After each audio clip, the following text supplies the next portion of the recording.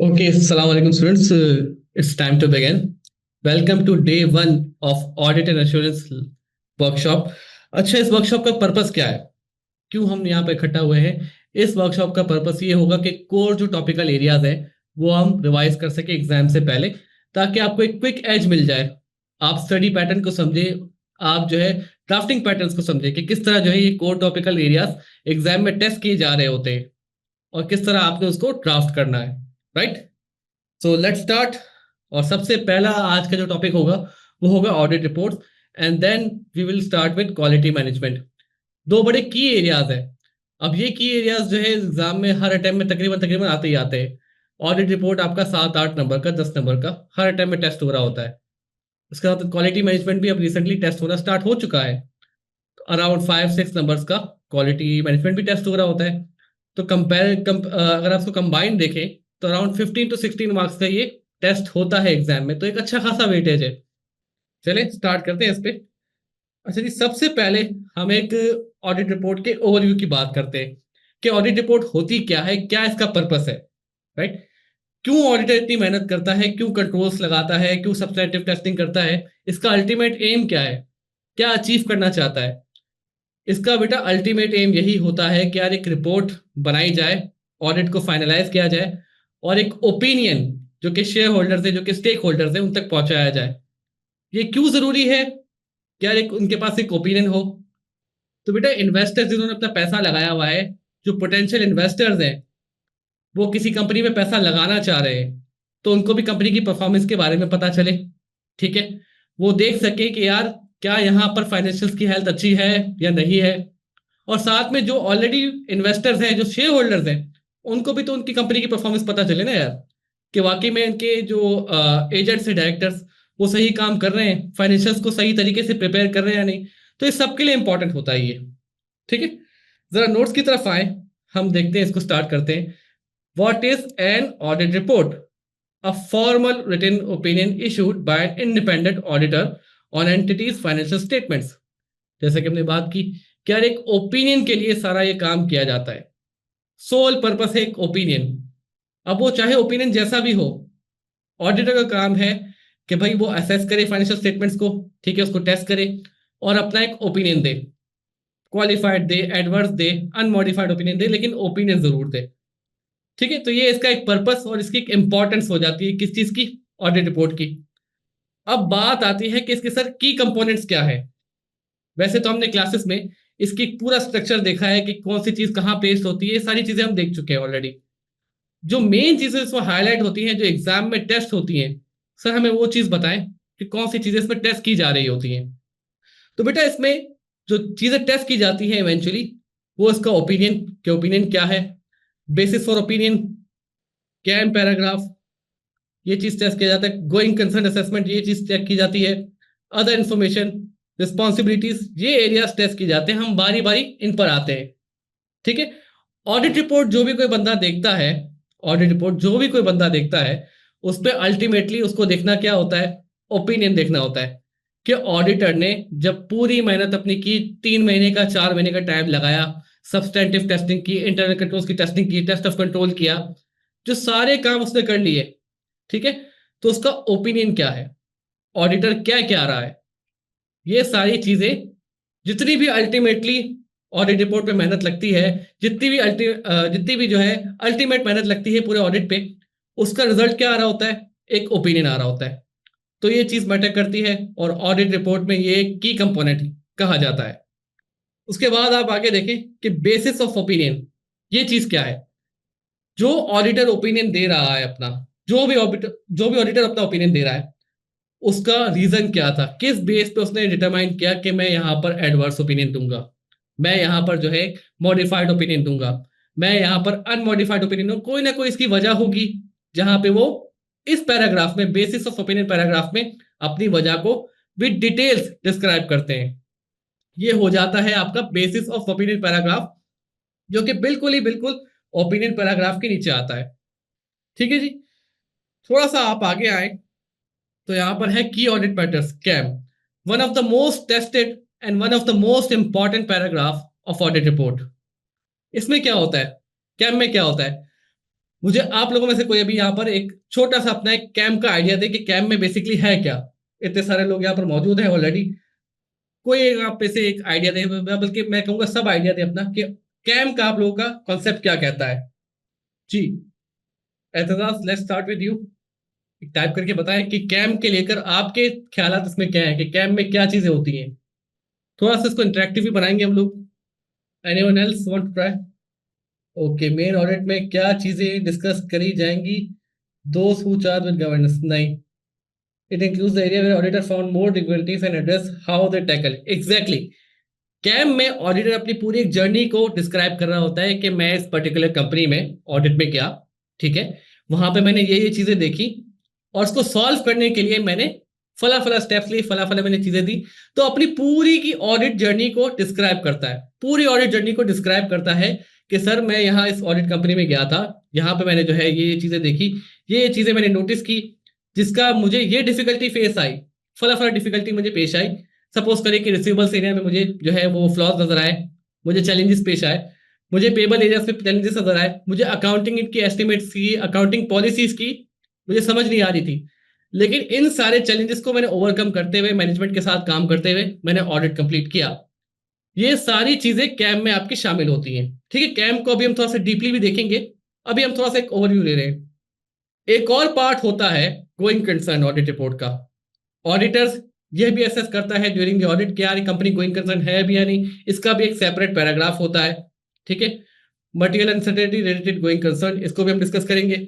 Other information का एक para होता है जिसमें नॉन फाइनेंशियल इन्फॉर्मेशन ज्यादा होती है, जैसे कि कॉर्पोरेट गवर्नेंस के स्टेटमेंट्स होते हैं, मैसेज फ्रॉम चेयरपर्सन होते हैं, या कोई आपके कोई लॉ, इसमें ये भी कह सकते हैं कि कोई मर्जर्स एंड एक्विजिशंस होने वाले हैं, तो इसको भी यहाँ पर अनाउंस किया जाता है।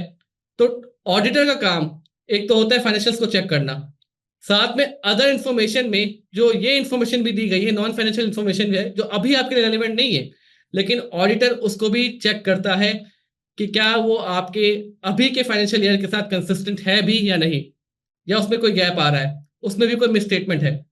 तो ऑडिटर उसको भी एक तरीके से चेक कर रहा होता है। जो एरिया अदर इंफॉर्मेशन की साइड पे आता है उसको ऑडिटर वहां पे मेंशन करता है कि भाई अदर इंफॉर्मेशन में जो मैनेजमेंट है उन्होंने ये बात लिखी है, ये सब चीजें इन लाइन है या नहीं, इस पे भी वो कमेंट कर रहा होता है। रिस्पॉन्सिबिलिटीज और क्या होता है कि साथ साथ में कि मैनेजमेंट की यहाँ पे क्या जिम्मेदारियां हैं ड्यूरिंग द ऑडिट, मैनेजमेंट से क्या तवक्कुआत एक्सपेक्ट की जाती है और ऑडिटर यहाँ पे क्या काम करेगा, ये सारी चीजें ऑडिट रिपोर्ट का पार्ट होती हैं। अब हम आते हैं पैराग्राफ की, जो इंपॉर्टेंट पैराग्राफ हैं उनकी डिटेल्स पे, उनको इन डेप्थ हम देखते हैं। सबसे पहले हम स्टार्ट करेंगे कैम से कैम पैराग्राफ से।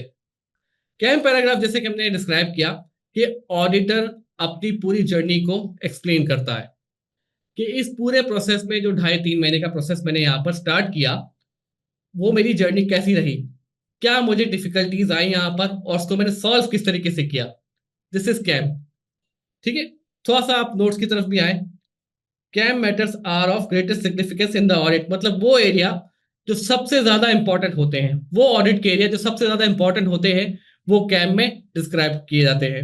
और उसके साथ साथ आइजाज जो है, इंटरनेशनल स्टैंडर्ड्स ऑन ऑडिट, वो भी रिकमेंड करता है, वो भी आपसे कहता है, कंपलसरी करता है खासतौर पे लिस्टेड एंटिटीज को कि आप यहाँ पर की ऑडिट मैटर्स डिफाइन करें, बताएं, ताकि जो कि इन्वेस्टर्स हैं, जो पोटेंशियल शेयर होल्डर्स हैं, उन्हें भी पता चले कि यार शेयर होल्डर्स जब ऑडिट करने जा रहे हैं तो उन्हें कंपनी में क्या चीजों का सामना होता है, क्या चैलेंजेस आ रहे हैं। तो दिस इज मैंडेटरी रिक्वायरमेंट। जैसे कि आइजा 701 for audit for listed entities, यहां पर ये रिक्वायर कर देता है, इसको मैंडेटरी करता है कि यार कैम पैराग्राफ आपके ऑडिट रिपोर्ट में होना चाहिए। ठीक है जी। कॉमन एरियाज कौन से होते हैं सर? कॉमन एरियाज कौन से हैं जो कि कैम में बताए जाते हैं, कैम में इंक्लूडेड होते ही होते हैं? कॉमन एरियाज है रेवेन्यू रिकग्निशन की कॉम्प्लेक्सिटीज, क्या रेवेन्यू किस तरह रिकग्नाइज कर रहे हैं, क्या IFRS 15 को फॉलो कर रहे हैं या नहीं कर रहे, सही तरीके से रेवेन्यू रिकग्नाइज किया जा रहा है, ऑब्लिगेशंस मीट की जा रही हैं, उसके बाद रेवेन्यू रिकग्नाइज किया जा रहा है या नहीं, ये चीजें होती हैं। वैल्यूएशन ऑफ एसेट्स एक और जजमेंटल एरिया होता है कि एसेट को सर किस तरह वैल्यू किया जा रहा है। प्रोविजन एंड लायबिलिटीज एक और जजमेंटल एरिया है।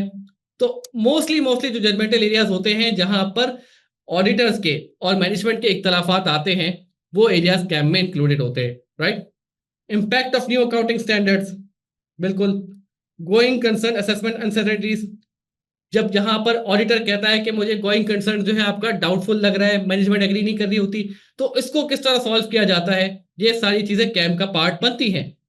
ठीक है, अब यहां तक किसी का कोई question, any question up till now? Okay, what about the others? अच्छा जी, रिपोर्टिंग रिक्वायरमेंट्स में क्या है? रिपोर्टिंग रिक्वायरमेंट्स में क्या है, तो किस तरह कैम को बताया जा रहा है, किस तरह कैम को डिफाइन किया जाता है?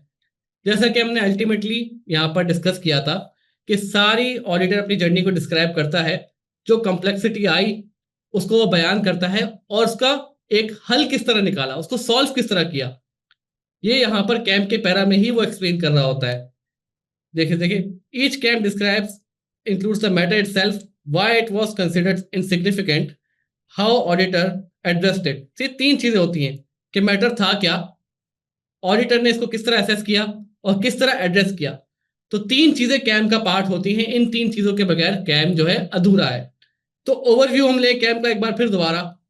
कैम है क्या बेटा? वो सारी सिग्निफिकेंट मैटर्स जो ऑडिटर में, जो ऑडिट में ऑडिटर्स फेस करता है, उसको किस तरह सॉल्व किया और किस तरह उसको असेस किया, ये सारी चीजें अपनी पूरी जर्नी जो है ऑडिटर इस पैराग्राफ में डिफाइन करता है। और एग्जाम में अक्सर पूछ भी लिया जाता है आपसे, सीधा सीधा पूछ लेता है 4-5 नंबर का, कि कैम पैरा को डिस्क्राइब करे, कैम पैरा को डिस्क्राइब करे।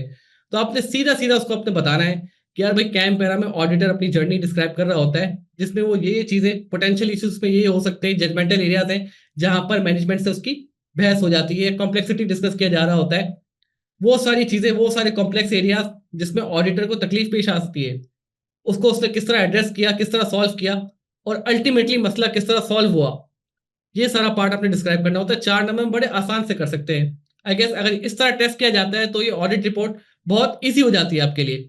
ये ऑडिट रिपोर्ट वाला सेक्शन बहुत ईजी हो जाता है, मतलब सिंपल सिंपल 4 मार्क्स आपके के लिए फ्री के होते हैं। थोड़ा सा आगे आए, एक और पैराग्राफ होता है, material uncertainty regarding going concern. अब गोइंग कंसर्न क्या है हम सब जानते हैं, लेकिन इसको एक बार फिर रिवाइज भी करते हैं। गोइंग कंसर्न क्या है? गोइंग कंसर्न अजम्पशन आपसे ये कहती है, गोइंग कंसर्न अजम्पशन आपसे ये कहती है कि for the foreseeable future, for the next 12 months आपकी कंपनी जो है ऐसे ही चलती रहेगी, गोइंग कंसर्न बेसिस के ऊपर चलती रहेगी, कंपनी वाइंड अप नहीं हो रही, कंपनी बंद नहीं हो रही, मतलब कंपनी में इतनी जान है कि वो आगे फ्यूचर में चल सकती है। That is going concern. देखें यहाँ पर, the fundamental assumption that an entity will continue operating for the foreseeable future typically at least 12 months from the reporting date, मतलब अगले आने वाले 12 महीने तक कंपनी चलती रहेगी। ठीक है जी। अगर नहीं चलती होती तो आपको पता है कि यार उसका फिर पूरा एक प्रेजेंटेशन का फॉर्मेट चेंज हो जाता है, अगर गोइंग कंसर्न कंपनी नहीं होती तो। अब अनसर्टेनिटी क्यों राइज होती है? क्यों ऑडिटर कहता है कि भाई यहाँ पर अनसर्टेन लग रहा है, कोई मुश्किल पेश आ रही हो, ठीक है, आपका कैश फ्लो जो है वो खराब हो, या बड़े कोई केस चल रहे हो, तो ऑडिटर ये सवाल उठाता है मैनेजमेंट के ऊपर, क्या आपकी कंपनी गोइंग कंसर्न है भी या नहीं, क्या आपकी कंपनी गोइंग कंसर्न है भी या नहीं। तब जाके उसे असेस करना होता है, ऑडिटर के असेसमेंट में आता है। बेसिकली ऑडिट रिपोर्ट में जो भी आ रही है चीजें, वो ऑडिटर की असेसमेंट होती है। ऑडिटर मैनेजमेंट से डिस्कस करता है, उनसे फोरकास्ट वगैरह मांगता है। अगर सेटिस्फाई होता है तो ठीक है, अगर अनसेटिस्फाई होता है ऑडिटर, तो एक पैराग्राफ वो और ऐड करता है, वो होता है material uncertainty regarding going concern का पैराग्राफ। ठीक है जी। सीधी सीधी बात की, ये पूरा डिपेंड करता है ऑडिटर की असेसमेंट पर, कि ऑडिटर किस तरह चीजों को असेस किया जा रहा है। ऑडिटर की असेसमेंट क्या कहती है? Auditors evaluate managements going concern, scrutinizing cash flow forecasts, debt agreements, and potential mitigation actions. This covers a period of at least 12 months from the balance sheet date. अब इसकी रिपोर्टिंग रिक्वायरमेंट भी देखें। If a material uncertainty exist and is adequately disclosed by the management, the auditors include a separate material uncertainty related to going concern paragraph in the report, drawing attention to the disclosures. ठीक है जी। Reporting किस तरह होती है इसकी? अगर यहाँ पर मटेरियल अनसर्टेनिटी है, ठीक, गोइंग कंसर्न के मसले हैं, तो मैनेजमेंट इसको डिस्क्लोज करती है डिस्क्लोजर में। और ऑडिटर क्या करता है? ऑडिटर एक सेपरेट पैराग्राफ बनाता है जिसको वो कहता है material uncertainty related to going concern.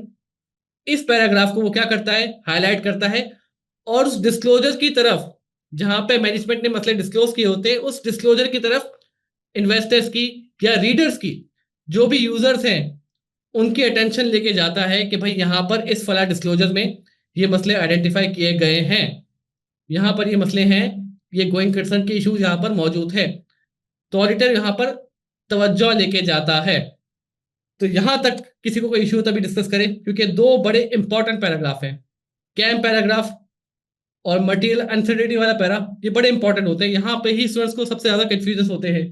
तो यहां तक अगर किसी को कोई मसला है तो डिस्कस करें अभी जी। Let's move on forward. सही। नेक्स्ट पैराग्राफ है हमारा emphasis of matter paragraph, EOM paragraph. ठीक है जी। अब ये क्या है बेटा, ये क्या है देखें, a paragraph included in the audio report that refers to a material a matter appropriately presented और disclose in the financial statements. अब देखें, हम ये नहीं कह सकते कि यार मैनेजमेंट जो होती है हर बात छुपा लेती है। कुछ ऐसे इंपॉर्टेंट चीजें भी होती हैं जो कि ऑलरेडी मैनेजमेंट ने डिस्क्लोज की भी होती हैं। और ऑडिटर क्या करता है, इस पर्टिकुलर पैराग्राफ में ऑडिटर क्या करता है कि उन एरियाज की तरफ जहां वो समझता है कि यार ये चीज जो है, वो जो यूजर्स हैं, ऑडिट रिपोर्ट के यूजर्स हैं या फाइनेंशियल स्टेटमेंट्स के यूजर हैं, उन्हें ये बात पता चलनी चाहिए, उन्हें ये हाईलाइट करके बतानी चाहिए। ईओएम पैराग्राफ में जो ऑडिटर है वो उनकी तरफ अटेंशन लेके जाता है कि फला डिस्क्लोजर पॉइंट में ये चीज मेंशन है जिसके मैंने ये है। अब कैसे कौन से मसले हो सकते हैं सर? ऐसे मसले हो सकते हैं कि जब आपके ऊपर कोई केस चल रहा हो, सही, कोई सब्सिक्वेंट इवेंट हो सकता है ईयर एंड के फौरन बाद कोई फैक्ट्री में आग लग गई, तो ये बड़ा मसला है ना ये। अब क्या होता है कि फाइनेंशियल स्टेटमेंट जब प्रिंट होती है तो वो बहुत बड़ी होती है। अब हर यूजर जो है पूरी नहीं पढ़ता, चांसेस होते हैं कि बड़ी क्रूशियल इंफॉर्मेशन जो है यूजर मिस कर दे और कोई गलत फैसला ले ले, इन्वेस्टमेंट का फैसला ले ले। तो ऐसा कोई फैसला ना ले या ऐसा कोई अनवांटेड फैसला वो ना ले लें यूजर्स, तो जो इंपॉर्टेंट एरियाज होते हैं, जो बड़े इंपॉर्टेंट एरियाज होते हैं, ऑडिटर क्या करता है उनको हाईलाइट कर देता है कि भाई यहां पर कंपनी पे केस चल रहा है जो कि मैनेजमेंट ने डिस्क्लोज किया है, प्रॉपर इस डिस्क्लोजर नोट पे डिस्क्लोज किया हुआ है। या सब्सिक्वेंट इवेंट कोई बड़ा अच्छा, बड़ा मतलब कोई एक मेजर सब्सिक्वेंट इवेंट हो गया, जैसे कि आग लग गई है या कोई प्लांट डैमेज हुआ है या कोई नेचुरल डिजास्टर हुआ है, गॉड फॉरबिड, कुछ भी हो सकता है ना यार। तो उन पर्टिकुलर एरियाज में ऑडिटर क्या करता है, उन डिस्क्लोजर नोट्स की तरफ यूजर्स की अटेंशन लेके जाते हैं, यूजर्स की अटेंशन लेके जाते हैं कि आप भाई फला डिस्क्लोजर पॉइंट पढ़ें। ठीक है, इसको देखें क्या है आगे। A paragraph included in the auditor's report that refers to a matter appropriately present or disclosed in the financial statements that in the auditor's judgment is fundamental to the user's understanding। जो कि auditor को लगता है कि भाई users हैं financial statements के, उनके लिए जानना ये जरूरी होता है, उन तमाम मसलों की तरफ वो अटेंशन लेके जाता है। That is EOM para. अब ये कब इस्तेमाल होता है? EOM is used for matters crucial to understanding the financial statements even when the statements are not materially misstated. अब जरूरी नहीं है कि मामला यहाँ पर मिसस्टेटमेंट का हो, किसी गलत बयानी का हो, इंपॉर्टेंट मैटर है, यूजर के लिए जानना जरूरी है, तो ऑडिटर वहां पर उसको हाईलाइट करेगा, ईओएम पैरा में हाईलाइट कर देगा कि यूजर्स आप जाके फला डिस्क्लोजर पॉइंट पढ़े, वहां पे ये चीज बयान की गई है जो कि हमें लगता है आपके लिए समझने के लिए जरूरी है। This is EOM para. ठीक है जी। कॉमन सिचुएशंस क्या होती हैं इसमें? Uncertainty relating to future outcome of exceptional litigation. कोई कंपनी पे केस चल रहा है जिसका अभी तक कोई आउटकम नहीं डिटरमाइन हुआ। अब आउटकम अभी डिटरमाइन नहीं हुआ होता, जाहिर है तो फाइनेंशियल पे इसका कोई इंपैक्ट नहीं होता, अभी केस चल रहा है, ऑन गोइंग है, हमें नहीं पता कि इसका आगे क्या बनेगा, लेकिन एक यूजर्स के लिए जानना ये बात जरूरी होती है। तो सिर्फ हो सकता है, सिर्फ अगर डिस्क्लोजर्स में मेंशन हो तो हो सकता है यूजर से मिस हो जाए, तो ऑडिटर क्या करेगा, यूएम पैरा में इसको हाईलाइट करेगा। Significant subsequent event after the reporting period, बिल्कुल। Early application of a new accounting standard, ये भी बड़ा इंपॉर्टेंट पॉइंट है। एक ये पॉजिटिव साइड भी है ईओएम की कि कंपनी अगर कोई नए अकाउंटिंग स्टैंडर्ड्स की अर्ली अडॉप्टेशन कर रही है तो ऑडिटर क्या करेगा, ईओएम में इसको हाईलाइट करेगा कि आपके लिए, यूजर्स के लिए ये बात जानना जरूरी है कि नेक्स्ट ईयर से ये अकाउंटिंग स्टैंडर्ड भी यहां पर यूज किया जाएगा। ठीक है। A major catastrophe impacting financial position, हो सकता है ईयर एंड के बाद कोई बड़ा एक्सीडेंट हो, जैसा कि हमने डिस्कस किया था, कोई बड़ा एक्सीडेंट हो गया, सही, या किसी की पर्सनल की डेथ हो गई, तो ये चीज भी यहाँ पे मेंशन करना जरूरी होती है। यहाँ पर ईओएम पैरा में वो मेंशन करता है ऑडिटर कि आपको ये बात जाननी चाहिए कि ईयर एंड के फौरन बाद एक की पर्सनल था, उसकी डेथ हो गई, उसकी रिप्लेसमेंट चल रही है, तो ये सारी चीजें ईओएम पैराग्राफ में मेंशन होती हैं। ठीक है। यहां तक कोई सवाल किसी का? हमने तकरीबन 3 पैराग्राफ और हैं वो डिस्कस कर लिए हैं। ईओएम पैरा किया है, कैम किया है, मटेरियल अनसर्टेनिटी वाला पैराग्राफ किया है। तो किसी का कोई सवाल अब तक यहाँ पर? Okay, so good, okay, let's move forward. अब आते हैं अदर इंफॉर्मेशन पैराग्राफ पे। अदर इंफॉर्मेशन, सबसे पहला सवाल यहाँ पे है कि what constitutes other information. Other information है क्या? This includes financial and non-financial information such as management reports, corporate governance statements, or environmental disclosures published alongside with the financial statements but not covered in the audit opinion. अब देखिए environmental disclosures है या corporate governance के disclosures है, वो audited financials में part नहीं होते उसका, लेकिन फिर भी ऑडिटर्स को रिव्यू करता है।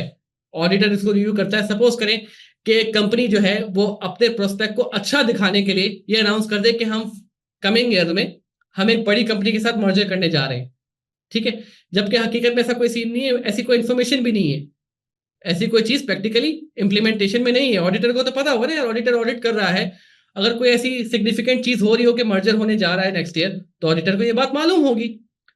लेकिन मैनेजमेंट ने इसको अनाउंस किया हुआ है और रियल में ऐसा कोई सीन नहीं है, ऐसा कोई मतलब बात भी नहीं चल रही, कोई स्टार्ट भी नहीं हो सकता है, कहीं ईमेल में कोई बात चल रही हो और मैनेजमेंट ये अनाउंस कर रही है कि ये होने जा रहा है, जब तक कि ऑफिशियल है भी नहीं है। तो ऑडिटर यहाँ पर इसको हाईलाइट करेगा इन्फॉर्मेशन पैराग्राफ में कि यार मैनेजमेंट ये जो क्लेम कर रही है वो यहाँ पर मटेरियली मिसस्टेटेड है, वो मिसलीडिंग है। वो क्या है? मिसलीडिंग है, क्योंकि ऑडिटर ये बिलीव करता है कि यार ये फ्यूचर इन्वेस्टमेंट्स को या मजीद इन्वेस्टर्स को अट्रैक्ट करने की एक प्लान मूव है कि हम एक मर्जर शो करेंगे तो उससे हमारे शेयर्स की प्राइस जो है वो अप जाएगी, लोग हम पे इन्वेस्टमेंट करेंगे क्योंकि हम एक बड़ी कंपनी के साथ मर्ज करने जा रहे हैं, राइट। तो ये चीज भी ऑडिटर देखता है, अदर इन्फॉर्मेशन को भी पढ़ता जरूर है, उस पर अपने कमेंट भी देता है कि ये चीज मटेरियली फैक्ट है या नहीं है। जैसे कि अगर डायरेक्टर या चेयरपर्सन को एक क्लेम कर दे कि हमारी कंपनी ने इस साल बड़ा अच्छा परफॉर्म किया है, ठीक है, हमने 30% ग्रोथ दिखाई है। अब ज्यादातर लोग जो होते हैं, फाइनेंशियल यूजर्स जो होते हैं, फाइनेंशियल यूजर होते हैं, वो उतनी डिटेल फाइनेंशियल्स को रिव्यू नहीं करते, इतना मैथ नहीं करते पढ़ के क्या लास्ट ईयर से वाकई में 30% ग्रोथ है या नहीं है। लेकिन एक स्टेटमेंट यहाँ पे है जो कि फाइनेंशियल्स का पार्ट नहीं, एक अलग से एक स्टेटमेंट है, ऑडिटर उसको भी जज करेगा, उसको भी बताएगा कि यार ये चीज जो है मटेरियली मिसस्टेटेड है, तो इस पे जो है इन्वेस्टर्स देखभाल के आगे बढ़े, ऐसा कोई एविडेंस हमें नहीं मिला। तो अदर इंफॉर्मेशन पैराग्राफ में जो सारे जो दूसरे मसले होते हैं जो ऑडिट रिपोर्ट के साथ साथ जो है जो सारी दूसरी स्टेटमेंट्स होती हैं, सारा जो थ्योरेटिकल डेटा होता है ऑडिटर उस पर भी कमेंट करता है। शायद ऑडिटर की रिस्पॉन्सिबिलिटी क्या है इसमें देखें, auditors read the other information to identify material inconsistencies with the financial statements और knowledge obtain during the audit. जैसा कि मैंने आपको बताया कि कोई मर्जर अनाउंस कर रही है कंपनी, ऑडिटेड फाइनेंशियल के साथ एक मर्जर अनाउंस कर दिया कि हम नेक्स्ट ईयर जो है मर्ज करने वाले हैं, तो अचानक से लोगों का, इन्वेस्टर्स का जो है कॉन्फिडेंस इस कंपनी में बढ़ गया, इनकी शेयर प्राइस ऊपर जाने लगी, जबकि ऐसी कोई मर्जर्स की बात हकीकत थी ही नहीं। तो ये ऑडिटर की रिस्पॉन्सिबिलिटी बनती है कि अदर इन्फॉर्मेशन को भी रीड करे, और कुछ इसमें अगर बोल्ड क्लेम्स किए हुए, ऐसे कोई क्लेम्स किए हुए, तो उन क्लेम्स को भी एड्रेस करे, right. It is not an audit but a review of obvious misstatement. से ये ऑडिट का पार्ट नहीं है, मेन ऑडिट का पार्ट नहीं होता, लेकिन ये एक मिसस्टेटमेंट्स को आइडेंटिफाई करना होता है, ये ऑडिटर की रिस्पॉन्सिबिलिटी है। और अदर इंफॉर्मेशन पैराग्राफ में वो यही सारी चीजें बयान कर रहा होता है। रिपोर्टिंग इनकंसिस्टेंसी ये देखें, इफ अ मटेरियल इनकंसिस्टेंसी और misstatement of a fact is identified and not corrected by management, the auditor includes a specific paragraph in the audit report to draw users attention to the issue। ठीक है जी, जब ऐसी कोई inconsistency आती है और वो मैनेजमेंट को कहता है कि भाई इसको सही करें, आपने ये क्लेम किया है, और मैनेजमेंट अगर सही नहीं करती तो ऑडिटर अदर इन्फॉर्मेशन का पैराग्राफ यहाँ पे ऐड कर देता है, जिसमें वो यूजर्स को ये बात बताता है कि हमने इनको ये आइडेंटिफाई किया है, ये चीज सही नहीं है, ये चीज मिसस्टेटेड है। तो ये सारी चीजें अदर इन्फॉर्मेशन में आ रही होती हैं, ठीक है। तो ये सारा हमने एक ओवरव्यू किया ऑडिट रिपोर्ट का। अब हम आते हैं थोड़ी सी इसकी प्रैक्टिस की तरफ। प्रैक्टिस से पहले मैं आपको बताना चाहता हूं कि यार अगर आपसे पूछा जाए ऐसे सवाल ऑडिट रिपोर्ट्स क्या है, सवाल कैसे, क्या आपसे पूछे कि ऑडिटर्स की रिपोर्ट पे इसकी क्या एप्लीकेशन होगी, एक आपको एक केस दिया जाएगा, जैसे कि ये केसेस है यहाँ पर, ये 2 एग्जाम्पल के केसेस मैंने यहाँ पे बनाए हैं, ये केस आपको दिए जाएंगे और पूछा जाएगा, और आपसे पूछा जाएगा कि भाई बताएं कि ये फला केस चल रहा है, इस केस का ऑडिटर की रिपोर्ट पे क्या एप्लीकेशन होगा, ऑडिटर की रिपोर्ट पे क्या इस पर असर होगा, ऑडिटर क्या ओपिनियन पास करेगा यहाँ पर। तो आपसे पूछता है, उसको आपने आंसर किस तरह करना है, इसका एक 3 स्टेप आंसर बनता है बेटा। सबसे पहले आप स्टेप 1 में जो इशू आपके पास है उसको ब्रीफली डिस्क्राइब करेंगे कि इशू है क्या, किस चीज पे आपका ओपिनियन मांगा जा रहा है। स्टेप 2 में आप उसकी मटीरियलिटी असेस करेंगे कि मामला इतना बड़ा है कि ऑडिट ओपिनियन को मॉडिफाई कर सके, ऑडिट ओपिनियन को चेंज कर सके, उसको इंपैक्ट कर सके। तीसरे में आप क्या करेंगे, describe the implications on audit report in both cases if management agrees to make suggested changes and what if management disagrees। अब सपोज करें, एक एग्जांपल लें कि आपने केस एक चीज आपके माइंड में आई कि यार ये ऑडिट में हम कर रहे हैं, ऑडिट कर रहे हैं इस कंपनी का, ये चीज जो है ये मटेरियली मिसस्टेटेड है। आप क्या करेंगे? आप मैनेजमेंट को रिपोर्ट करेंगे। ठीक है। अब दो केसेस यहाँ पे होंगे, या तो मैनेजमेंट को सही कर देगी, या तो मैनेजमेंट आपसे मना कर देगी कि नहीं हम इसको सही नहीं कर रहे, हमारे हिसाब से बिल्कुल ठीक है। तो आपने एज एन ऑडिटर यहाँ पर डिसीजन लेना होगा कि यार मसला ये इतना बड़ा है कि मटेरियल कंसिडर किया जा सकता है या ये इमटेरियल है। अगर मटेरियल है तो आपके ऑडिट रिपोर्ट पे इसका क्या इम्पैक्ट होगा, अगर मटेरियल नहीं है तो क्या इम्पैक्ट होगा। अगर इसको मैनेजमेंट चेंज कर देती है तो आपका ऑडिट ओपिनियन क्या होगा। अगर मैनेजमेंट चेंज नहीं करती तो ऑब्वियसली आप मॉडिफिकेशन की तरफ जाएंगे। तो तब आप क्या करेंगे, और ओपिनियन देंगे तो कैसा ओपिनियन देंगे। तो तीन हिस्सों में आपने अपने क्वेश्चन को तोड़ना होता है। ठीक है। हम क्वेश्चंस भी अभी लाइव यहाँ पर सॉल्व करेंगे। मैं चाहता हूं कि सिचुएशन ए आप 2 मिनट के लिए, ये जो पूरा केस है 2 मिनट के इसको आप रिव्यू करें। सिचुएशन ए को 2 मिनट का आप टाइम लें और सिचुएशन ए को आप रिव्यू करें, और आप मेरी हेल्प करें इसको ड्राफ्ट करने में कि क्या इशू है। आप लोग भी मुझे समझाएंगे ये लोग। ठीक है। ये इशू आप भी समझाएंगे कि यहाँ पे मसला एक्चुअली है क्या और किस तरह हो सकता है, क्या इसमें ऑडिट ओपिनियन में इंपैक्ट आ सकते हैं, आप लोग समझाएंगे मुझे। ठीक है। 2 मिनट ले इसको जरा देखें। तो इसको हम साथ साथ भी पढ़ लेते हैं। इलियोइड को, जिसका प्रॉफिट बिफोर टैक्स आपको दिया हुआ है 150,000, अब ये ऑब्वियसली मटीरियलिटी को असेस करने के लिए दिया हुआ है। On 3rd April 2005, a letter was received informing the company that a customer who owed the company 30,000 as at the year end has been declared bankrupt. ठीक है जी। कस्टमर जो है वो bankrupt हो गया है on 31st March। ठीक है। At the time of audit, it was expected that unsecured creditors such as Elliott Co would receive nothing in respect of his debt. ठीक है जी। ईयर एंड के फौरन बाद ही जो है वो bankrupt हो गया, ईयर एंड वाले दिन ये bankrupt हो गया है। ओके, एक मिनट। हाँ जी के बिल्कुल, ईयर एंड के बाद, ईयर एंड के टाइम पे ये बैंकरप्ट हो गया है। सही। At the time of the audit it was expected that unsecured creditors as Elevate Co would receive nothing in respect of his debt. जो एलिवेट को है, हमारी जो कंपनी है जिसके ऊपर केस है, वो एक अनसिक्योर्ड डेटर था, मतलब उसको कुछ मिलना नहीं है, ये बात एस्टेब्लिश्ड है already. The directors refused to change the financial statement to provide for the loss on the grounds that the notification was not received by the statement of financial position date. अच्छा जी। Management ये कह रही है कि भाई क्योंकि हमें year and पे इस बात का कोई इंटीमेशन था नहीं, कोई नोटिफिकेशन नहीं मिली थी, तो हम यहाँ पर लॉस रिकग्नाइज नहीं करेंगे। Total debts owed in the statement of financial position amounted to 700,000, मतलब टोटल रिसीवेबल जो था इनका वो 700,000 का था। तो अब यहाँ पर क्या बात हुई है, यहाँ पर है क्या, यहाँ पर केस ये है कि ईयर एंड पे एक आपका क्लाइंट जो है वो बैंकरप्ट हो गया है। ठीक है। और बैंकरप्ट हुआ है जिसका ड्यू था 30,000। 30,000 देखा जाए तो ऑलमोस्ट 20%, बल्कि एग्जैक्ट 20% बन रहा है आपके प्रॉफिट बिफोर टैक्स का। तो आपके लिए मामला मटेरियल है, आपके लिए मामला मटेरियल है, एक मटेरियल मामला है, एक मटेरियल में स्टेटमेंट है यहाँ पर। और मैनेजमेंट रिफ्यूज कर रही है कि हम इसको चेंज नहीं करेंगे। ठीक है। मैनेजमेंट किस बेसिस पे रिफ्यूज कर रही है कि यार हमें ईयर एंड पे हमें इंटीमेशन नहीं थी। लेकिन क्या ऐसा हो सकता है कि ईयर एंड पे इंटीमेशन ना हो, क्योंकि आप देख लें ऑलमोस्ट ये 30,000 का डेप्ट है, तो मटेरियल है, एक बड़ा डेट है, और ईयर एंड से पहले भी कुछ ना कुछ इंडिकेशंस तो होगी ना यार, मतलब पेमेंट्स इसकी स्लो होंगी, पेमेंट्स टाइम पे नहीं आ रही होंगी, वो रिमाइंडर्स का जो है जवाब नहीं दे रहा होगा, तो ये इंडिकेशंस आपके पास ईयर एंड पे भी होंगी। तो जब आपको ये चीज डाउटफुल लग रही थी मैनेजमेंट को कि यार यहाँ से जवाब नहीं आ रहा, यहाँ से पेमेंट नहीं आ रही, तो एकदम से 30,000 के डेट पे तो नहीं गया होगा ना, ये आहिस्ता आहिस्ता ये चीजें पाइल अप होकर 30,000 के डेट एक टोटल अमाउंट गया होगा इस क्लाइंट का। तो मैनेजमेंट के पास ये एक जवाब नहीं बनता बिल्कुल, क्योंकि हमारे पास नोटिफिकेशन ईयर एंड के बाद आया, तो हम इसको जो है वो एंटरटेन नहीं करेंगे। उनके पास 110% यहाँ पर हिंट्स होंगी, ईयर एंड पे इसकी हिंट्स मौजूद होंगी, तो इसको मैनेजमेंट को चेंज करना चाहिए। अगर चेंज नहीं करते तो ऑडिट रिपोर्ट पे क्या इंपैक्ट होगा, ऑडिट रिपोर्ट जो है एक क्वालिफाइड ओपिनियन यहाँ पर आएगा, एक्सेप्ट फॉर वाला ओपिनियन आएगा। ठीक है। क्योंकि यहाँ पर क्या है भाई, आपके अकाउंट रिसीवेबल 30,000 से ओवरस्टेटेड है, क्लियर सी बात है। एसेट्स आपके ओवरस्टेटेड है, अकाउंट रिसीवेबल आपका ओवरस्टेटेड है। इसको अगर सही नहीं करते तो यहाँ पर मिसस्टेटमेंट है, और मैनेजमेंट ने चूंकि मना कर दिया है तो यहाँ पर एक क्वालिफाइड ओपिनियन आएगा। इस केस को हम यहाँ से कॉपी करते हैं और वर्ड पे लेके जाते हैं।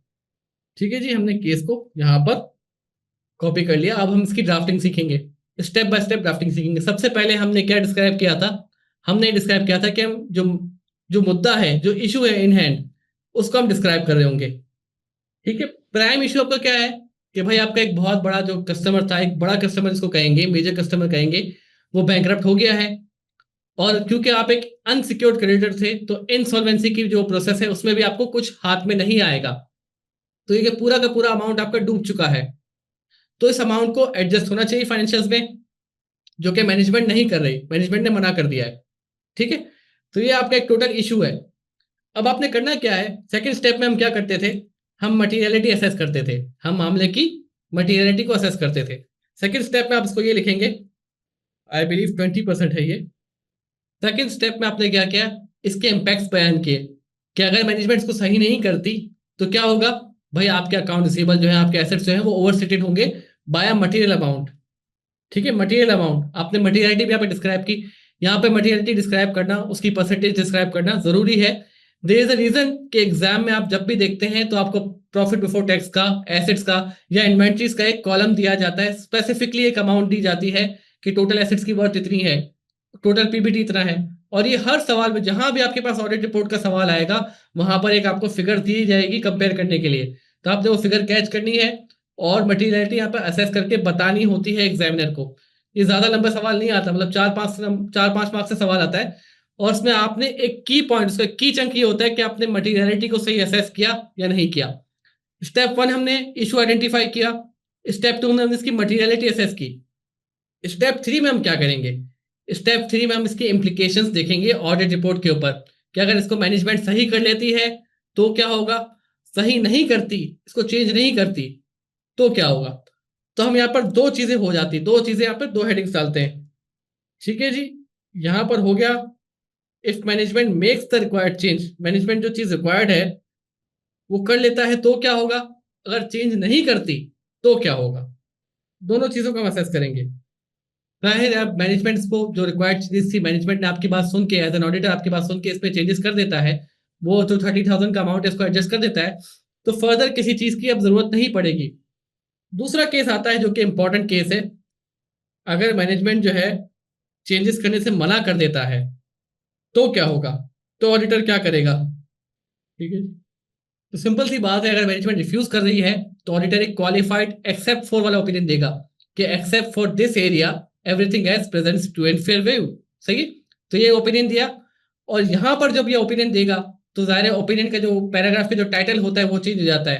सही, क्वालिफाइड ओपिनियन पैरा, और उसको इमीडिएटली फॉलो करता है basis of qualified opinion para, कि क्यों ये चीज क्वालिफाइड है, क्यों जो ओपिनियन है वो क्वालिफाइड है।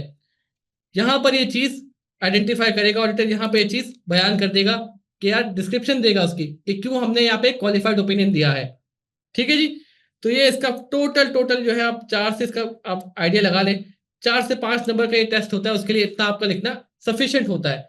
लेकिन इसकी शर्त यह है कि जो एग्जामिनर की रिक्वायरमेंट है, जो 3 स्टेप में इसकी रिक्वायरमेंट है कि आप भाई मुझे मसला बताएं कि मसला है क्या, आपकी अंडरस्टैंडिंग वो टेस्ट करता है कि आप जो मसला है उसको सही समझे हैं या नहीं समझे, और उसके बाद मटीरियलिटी को असेस करें, उसके बाद जो भी पॉसिबल आउटकम्स हो सकते हैं, एक या दो जो भी पॉसिबल आउटकम्स है उसको आप यहाँ पर डिफाइन करें।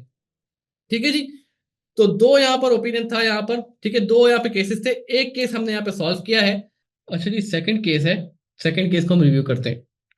प्रेजिट को, जिसका प्रॉफिट बिफोर टैक्स है 500,000, right, on May 31st May 2005 a customer sued the company for personal damages arising from a defect in one of its product. Shortly before the year end, the company made an out of court settlement with the customer of 10,000. Although this agreement is not reflected in the financial statements. Further, the matter subsequently became known to the press and was extensively reported.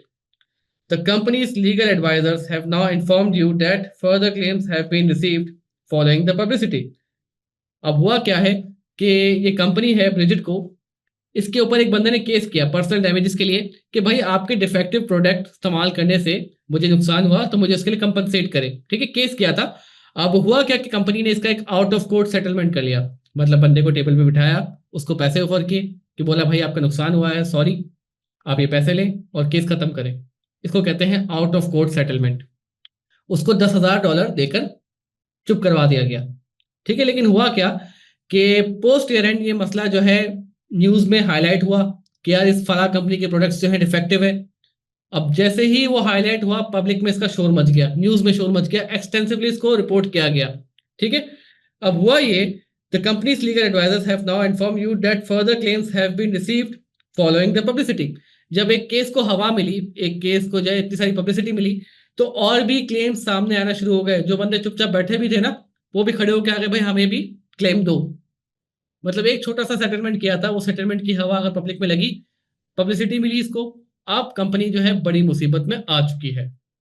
Although they are unable to place a figure on the potential liability arising, the company has referred to the claims in a note to the financial statements, stating that no provision has been made because the claims are not expected to be material. अच्छा जी, एक case यहां पर हुआ था 10,000 का, जो कि हमें क्लियरली पता है कि यार इममटीरियल है। ठीक है, इंडिविजुअली इममटीरियल है, लेकिन लीगल एडवाइजर्स ये कह रहे हैं कि भाई पोटेंशियल और क्लेम्स आना शुरू हो गए हैं, और वो इस बात का तायुन नहीं कर पा रहे, इस बात को असेस नहीं कर पा रहे कि यार जो लीगल क्लेम्स फर्दर आएंगे, जो फर्दर लीगल क्लेम्स आएंगे, उसकी एक अमाउंट क्या होगी, उसकी अमाउंट क्या होगी, ये चीज असेस नहीं कर पा रहे हैं। ठीक है जी, हो क्या रहा है यहाँ पे, although they are unable to place a figure on the potential liability arising, the company has referred to the claims in a note to the financial statement stating that no provision has been made because the claims are not expected to be material. अच्छा जी, company कह रही है कि यार ये claims जो है मटीरियल नहीं होंगे, इस वजह से कोई हमने इसका प्रोविजन नहीं बनाया है, कोई लायबिलिटी हमने बुक नहीं की, कोई प्रोविजन नहीं बनाया है, कंपनी ये कह रही है। लेकिन लीगल एडवाइजर्स कह रहे हैं कि यार मजीद केसेस हमारे पास आ रहे हैं, मजीद क्लेम्स आ रहे हैं, और वो एक एग्जैक्ट अमाउंट भी आपको बता नहीं पा रहे कि एग्जैक्ट कितने के क्लेम्स होंगे, इस बात का कोई तयन नहीं कर पाएगा। तो ऑडिटर के लिए यहाँ पे क्या मसला है, ऑडिटर के लिए बेटा बहुत बड़ा मसला है। अब हो सकता है इंडिविजुअल क्लेम जो था वो $10,000 का था, वो तो इममटीरियल था। अब ये कोई गारंटी नहीं है कि जो आगे आने वाले क्लेम्स है वो भी इसी छोटी अमाउंट के होंगे, इस बात का तयन करना मुश्किल है। ठीक है, यहां पर हमने IAS 37 को याद में रखना होगा। अब हो सकता है आगे आने वाली चीजें जो है वो मटेरियल भी हो, इममटेरियल भी हो। इममटेरियल भी होती है, सही है, तो सही है, लेकिन अगर मटेरियल हुई और उनके चांसेस, पे ऑफ के चांसेस, सक्सेशन के चांसेस अगर ज्यादा हुए, यानी प्रोबेबल या फिर वर्चुअली सर्टेन हुए, तो फिर उसके लिए तो एक लायबिलिटी बुक करनी पड़ती है, प्रोविजन बनाने पड़ते हैं, हमें ये बात याद है। तो ये सारी चीजें जो है एक ऑडिटर के माइंड में होंगी, जिसकी बेसिस पे तो ये सारी चीजें ऑडिट रिपोर्ट, वो एक ऑडिट ओपिनियन अपना बनाते हुए वो अपने माइंड में रखेगा। ठीक है जी, तो ये थोड़ा सा सवाल बड़ा होने वाला है, थोड़ा सा सवाल बड़ा होने वाला है। ठीक है, इसको जरा हम आंसर करते हैं, और सवाल ये काफी अच्छा खासा टेक्निकल भी है। ठीक है, चले इसको हम लेके जाते हैं वर्ड पे। चले, स्टेप वन में हमने क्या करना है, स्टेप वन में हमने, जैसे कि हमने बताया था कि हम इशू इन हैंड जो है इसको हम बताते हैं यहाँ पर। ठीक है, चले, इंडिविजुअली इमटेरियल था वो मसला, क्योंकि $10,000 का था, जो कि फाइनेंशियल के लिए मटेरियल नहीं है, इंडिविजुअली वो मसला इमटेरियल था। अब लीगल टीम ये एसेस नहीं कर पा रही, लीगल टीम ये एसेस नहीं कर पा रही क्या एक्चुअल पे आउट यहाँ पर क्या होगा, ये उन्हें एसेस करने में मसला हो रहा है, मटेरियल होगा भी या नहीं होगा, क्लेम सक्सेसफुल होंगे भी या नहीं होंगे, ये चीज वो असेस नहीं कर पा रहे। और मैनेजमेंट इसके लिए कोई कंटीजेंट लायबिलिटी बुक करने को तैयार नहीं है, वो क्यों कह रही है कि क्लेम सक्सेसफुल नहीं होंगे। ठीक है जी, चलें, अब यहां पर हमने मटीरियलिटी असेस करनी थी। ठीक है, सेकेंड स्टेप में हम मटीरियलिटी असेस करते हैं। देखिए 4 केसेस होते हैं यहाँ पर, जैसे कि हमें पता है कि रिमोट चांसेस होते हैं तो उन्हें ज़्यादा डील नहीं हम करते, पॉसिबल चांसेस होते हैं तो भाई हम एक डिस्क्लोजर डाल देते हैं, प्रोबेबल या वर्चुअली सर्टेन होती है लायबिलिटी, तो उससे हम क्या करते हैं भाई, उससे हम रिकग्नाइज करते हैं अकॉर्डिंग टू IAS 37। अब यहाँ पर थोड़ा सा आप लोग आइडिया दें अपना कि फर्दर यहाँ पर अगर मैनेजमेंट रिफ्यूट करती रहती है या मैनेजमेंट एक्सेप्ट कर लेती है तो क्या इम्प्लीकेशंस होंगी, तो क्या इम्प्लीकेशंस होगी, इसका आप लोग एक ब्रीफ आइडिया यहाँ पर प्रेजेंट करें अपना कि किस तरह आप लोग इसको ड्राफ्ट कर सकते हैं। राइट, आई वांट टू सी कि यार आप लोग की ड्राफ्टिंग किस स्टेज पे यहाँ पर है। तो I would recommend any one of you अपने यहाँ पर व्यूज प्रेजेंट करें, यहाँ पर आप लोगों के व्यूज बड़े क्रूशियल होंगे जी। Aitzaz, Nimra, Shaz, Usman, any one of you. Management मान जाती, 2 केसेस हमने यहाँ पे डिस्कस करने के, मैनेजमेंट मान जाती है तो क्या होगा, मैनेजमेंट नहीं मानती तो क्या होगा। बड़ा सिंपल सा है, ऑलमोस्ट 90% तो यहाँ पर सॉल्व हो चुका है कि क्या होगा। आप लोगों ने बस अपने आइडिया देने की ड्राफ्ट किस तरह करेंगे इसको।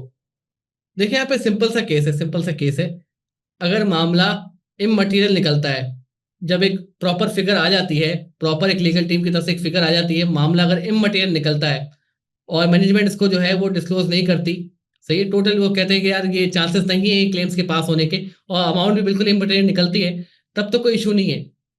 लेकिन अगर क्लेम्स पॉसिबल हो जाते हैं, प्रोबेबल हो जाते हैं, या मोस्ट सर्टेन हो जाते हैं, वर्चुअली सर्टेन हो जाते हैं कि यार यहाँ पर क्लेम्स आएंगे हमारे पास और एक सब्सटेंशियल अमाउंट के आएंगे, और फिर मैनेजमेंट को अगर नहीं मानती, ठीक है, फिर मैनेजमेंट को अगर नहीं मानती, तो सिंपली सिंपली यहाँ पर एक मॉडिफाइड ओपिनियन आएगा, क्वालिफाइड एक्सेप्ट फॉर वाला ओपिनियन आएगा कि एक्सेप्ट फॉर सॉरी डिस्क्लोजर्स या एक्सेप्ट फॉर IAS 37 की contingent liabilities, everything else presents true and fair view. तो यहाँ पर एक ओपिनियन मॉडिफाई हो सकता है। चांसेस यहाँ पर क्या है उसको हम बताएंगे। थोड़ा सा ये डिफिकल्ट है इसको लिखना, ये सिनेरियो थोड़ा सा डिफिकल्ट था, तो I would assist you in this. ठीक है, मैं आप लोगों को असिस्ट कर लेता हूँ। इस तरह अकॉर्डिंगली ट्रीट करेंगे, या तो प्रोविजन बनाएंगे भाई, या तो फाइनेंशियल में डिस्क्लोज करेंगे। ठीक है, अब मैनेजमेंट ये नहीं करती तो क्या होगा?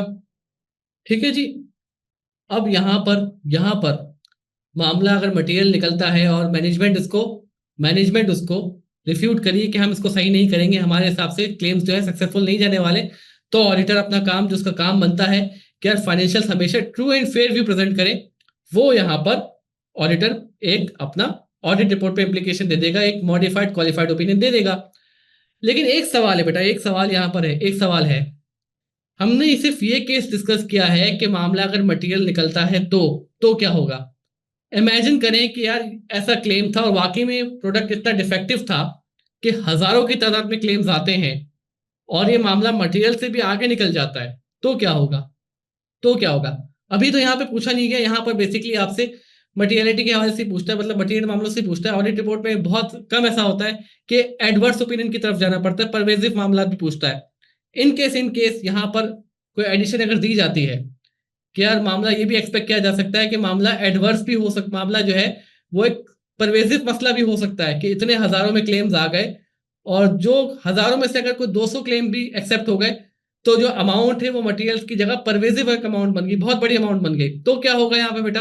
और तब भी मैनेजमेंट नहीं मान रही कि हम चेंज नहीं करेंगे, तब एक एडवर्स ओपिनियन आएगा।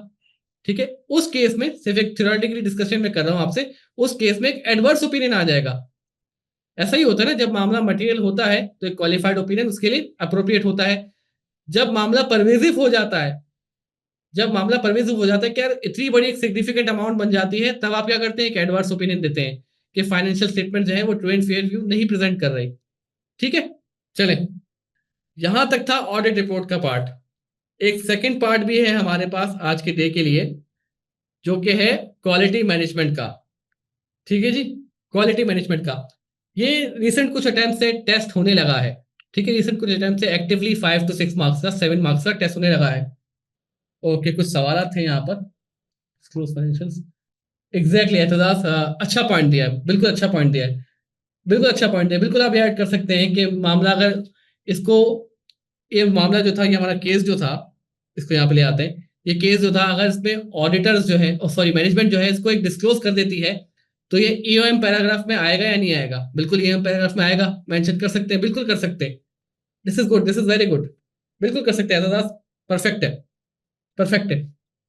ओके, ठीक है, चलें, और कोई सवाल नहीं है, हम मूव ऑन करते हैं क्वालिटी मैनेजमेंट के ऊपर। क्वालिटी मैनेजमेंट की तरफ आए बेटा। अक्सर हम जब भी ऑडिट रिस्क कैलकुलेट कर रहे होते हैं, ऑडिट रिस्क निकाल रहे होते हैं, तो हमेशा जो है हम सारी जिम्मेदारी क्लाइंट के ऊपर डालते हैं। यार क्लाइंट को ये करना चाहिए था, क्लाइंट को ये करना चाहिए था, क्लाइंट ने ये चीज सही नहीं की जिससे ये गलतियां हो रही है, मटेरियल मिसस्टेटमेंट्स हो रही है। तो बेटा हर बार जो है सिर्फ क्लाइंट की गलती हो, ऐसा तो नहीं हो सकता। कुछ गलतियां जो है ऑडिटर्स की भी हो सकती है ना यार, हो सकता है ऑडिटर्स जल्दबाजी कर रहे हो, काम लपेटने वाली कर रहे हो। तो जब ऑडिटर्स की गलती होती है, ऑडिटर्स के एंड की तरफ शॉर्ट एंड आती, शॉर्ट कमिंग्स आती हैं, तो उसे हम कहते हैं कि यार ये जो है क्वालिटी मैनेजमेंट के इश्यूज हैं। कैसे सर, कैसे इश्यूज होते हैं वो? कि भाई जब आपने ऑडिट प्लानिंग की थी, पूरा आपने क्लाइंट से आप मिले, आपने एंगेजमेंट लेटर साइन किया, पूरा आपका स्कोप डिफाइंड है, ये सारी चीजें पहले ही होती है ना, आई होप यू रिमेंबर कि सारी चीजें होती है, पहले होती हैं, कि पूरा एक टाइम टाइम फ्रेम डिस्कस होता है कि यार हमने ये सारी चीजें करनी है, हमने ये सारी चीजें करनी है, ये सब करेंगे, ये टेस्टिंग करेंगे, फला टेस्टिंग करेंगे, तो उसके लिए हमें 3 महीने चाहिए होंगे। ठीक है, तो 3 महीने आपने एग्री किया है, उसके बाद ऑडिटर कहते हैं कि यार यहाँ पर जो है वो बस सारी चीजें सही लग रही हैं, तो हम क्या करते हैं, हम जो है वो अपने टेस्टिंग कम कर देते हैं, हम ये चीज कम कर देते हैं, और जो स्टाफ हमने डिसाइड किया था उसको हम कहीं और यूटिलाइज कर सकते हैं। मतलब auditor, audit companies, audit firm अपना काम, अपना उल्लू सीधा करने की कोशिश करे कि यार यहाँ पे चलो छोड़ो, यहाँ पे काम हम वहां पे डाइवर्ट कर देते हैं, अपनी चीजों को डाइवर्ट करें, मतलब जो क्वालिटी उन्होंने प्रॉमिस की थी उस क्वालिटी को डिलीवर ना करें, तो वो बेटा क्वालिटी मैनेजमेंट के इश्यूज आते हैं। वो किस तरह आते हैं कि जो आपने इनिशियल टेस्टिंग डिसाइड की थी कि हम इस पर्टिकुलर एरियाज को, ये जो रिस्की एरियाज है उस पर इतनी टेस्टिंग करेंगे, वो टेस्ट के प्रोसीजर्स आप कम कर दें। आपने डिसाइड किया था कि हम ये जो फला सैंपल साइज है ये सैंपल साइज लेंगे, उस सैंपल साइज को आप कम कर दें। आपने जो टाइम फ्रेम एग्री किया था कि हम जो है इस टाइम फ्रेम में इसको खत्म कर लेंगे, आप टाइम फ्रेम को कम करते हैं या बहुत extra ordinary time frame claim करते हैं, नहीं यार सर आपका तो काम ज्यादा निकला, हम टाइम इसमें ज्यादा लेंगे। या आपने जो वर्कफोर्स डिसाइड की थी कि हम इस ऑडिट पे हम 10 बंदों की या 15 बंदों की टीम डिप्लॉय करेंगे, आप उन 15 बंदों का काम फिर इवेंचुअली 5 बंदों से कर रहे हैं, तो 5 बंदे जाहिर है उन पर बर्डन ज्यादा आएगा। 15 बंदों का काम था, 5 बंदे कर रहे हैं, एक बंदा 3 बंदों का काम कर रहा है, तो जाहिर है इतना इफेक्टिवली उसको वो कैरी ऑन नहीं कर पाएगा। तो यहां पर क्या आएगा बेटा, ऑडिट की क्वालिटी सेक्रीफाइस होगी। यहां पर ऑडिट की क्वालिटी क्या होगी बेटा, सेक्रीफाइस होगी, क्योंकि जो काम आपने, जो वर्कफोर्स इस पर असाइन करनी थी, जो रेलिवेंट एक्सपीरियंस वाली वर्कफोर्स आपने असाइन करनी थी, वो आप करने में फेल रहे। इससे क्या होता है बेटा, इससे ऑडिट की क्वालिटी कॉम्प्रोमाइज होती है, क्वालिटी मैनेजमेंट के इश्यूज आते हैं, और ये एक्टिवली टेस्ट किया जा रहा है। यहां पर आपको हाइपोथेटिकल सिचुएशंस बना के देगा, आपको एक रैंडम से 2-3 लाइनें बना के दे देगा, उसमें से बोलेगा कि यार इसमें से क्वालिटी मैनेजमेंट के इश्यूज बताएं। तो इस तरह ये टेस्ट किया जा रहा है, इवन के सेक्शन ए में भी टेस्ट किया जाता है ये। तो आई वॉन्ट यू गाइस कि आप इसकी इतनी अच्छी अंडरस्टैंडिंग डेवलप कर लें कि जिस भी तरह से सेक्शन बी में, सेक्शन ए में जैसे भी टेस्ट हो, आप लोग इसको आंसर कर सकें। ठीक है, चले भाई इसको देखते हैं, क्वालिटी मैनेजमेंट इन ऑडिट।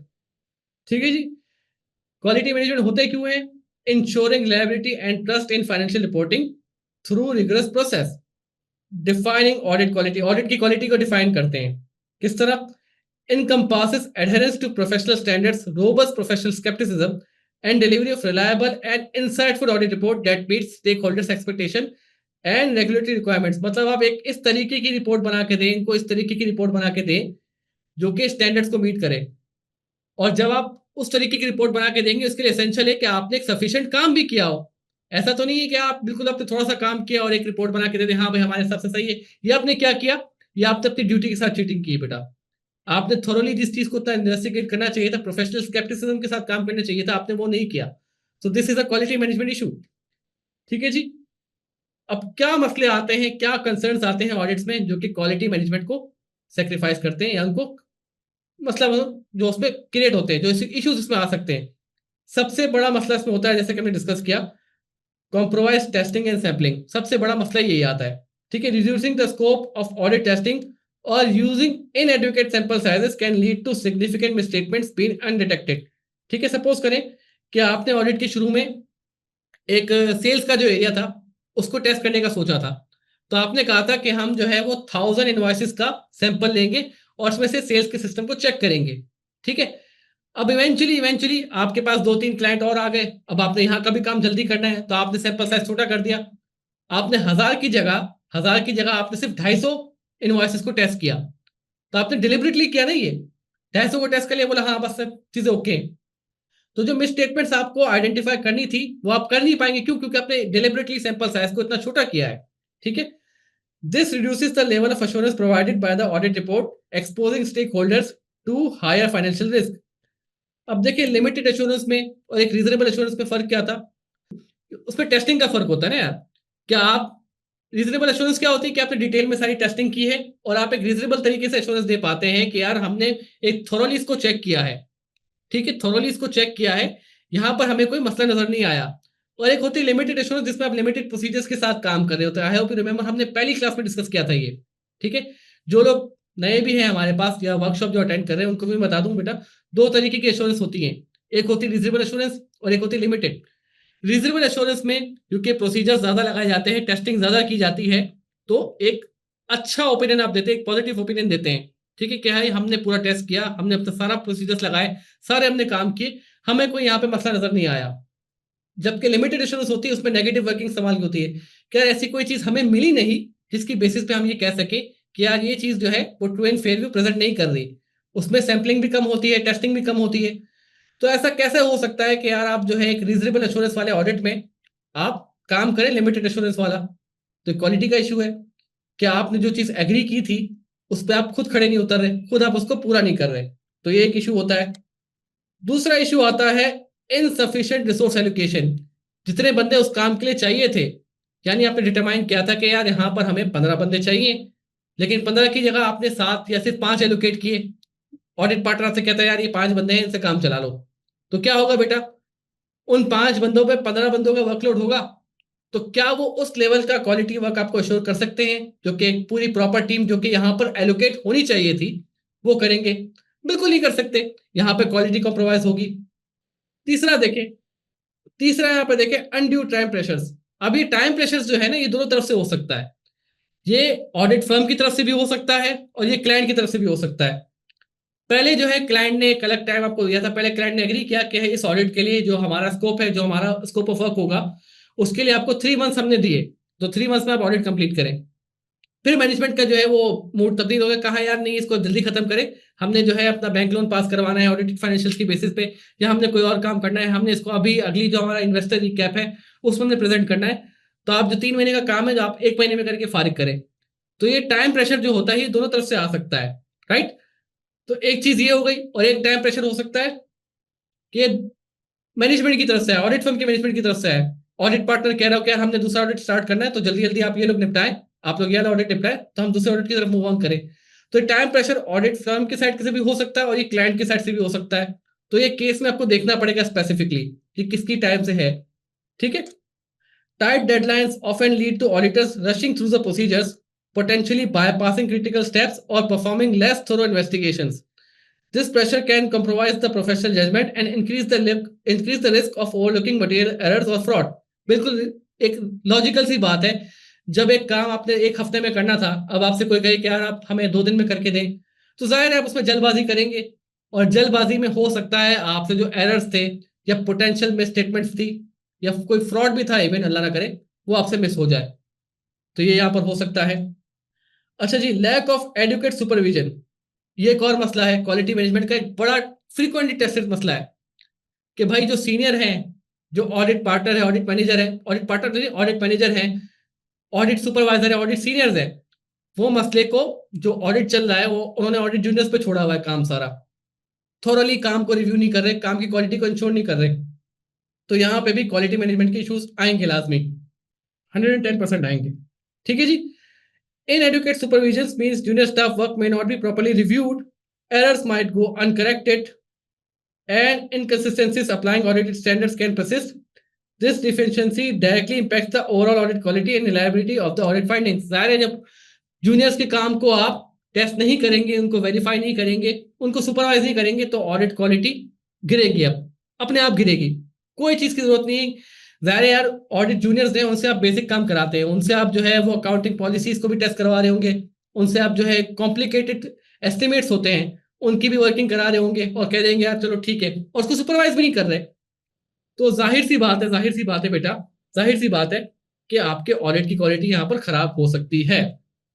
तो ये कुछ चुनिंदा इश्यूज होते हैं ऑडिट रिपोर्ट्स में, सॉरी क्वालिटी मैनेजमेंट में। इसका एक क्वेश्चन भी यहाँ पर है, मैं चाहता हूं कि आप ये क्वेश्चन ध्यान से पढ़ें। ठीक है जी, ये क्वेश्चन जरा ध्यान से पढ़ें, फिर इसको हम क्या करेंगे, इसको हम आंसर करेंगे। ये क्वेश्चन आप जरा ध्यान से पढ़ें, ये पूरा एक पूरा पैराग्राफ है, इसको ध्यान से पढ़ें, इसमें से हम जो है मसले आइडेंटिफाई करेंगे। ठीक है, 2 मिनट लें, भले 2 मिनट लें, इसको आप रीड करें, पूरे क्वेश्चन को रीड करें, फिर आप उसमें मसले आइडेंटिफाई करेंगे हम लोग।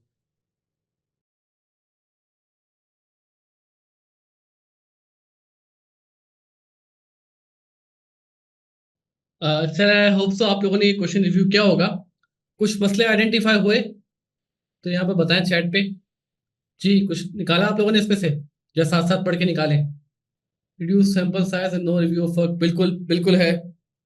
एक और भी यहाँ पे की पॉइंट था, बड़ा मिस कर दिया आप लोगों ने। आपने 2 बड़े सही आइडेंटिफाई किए हैं, 3 आइडेंटिफाई करने हैं, जिसमें से 2 आपने आइडेंटिफाई कर दिए हैं तदास, एक आपने मिस कर दिया है।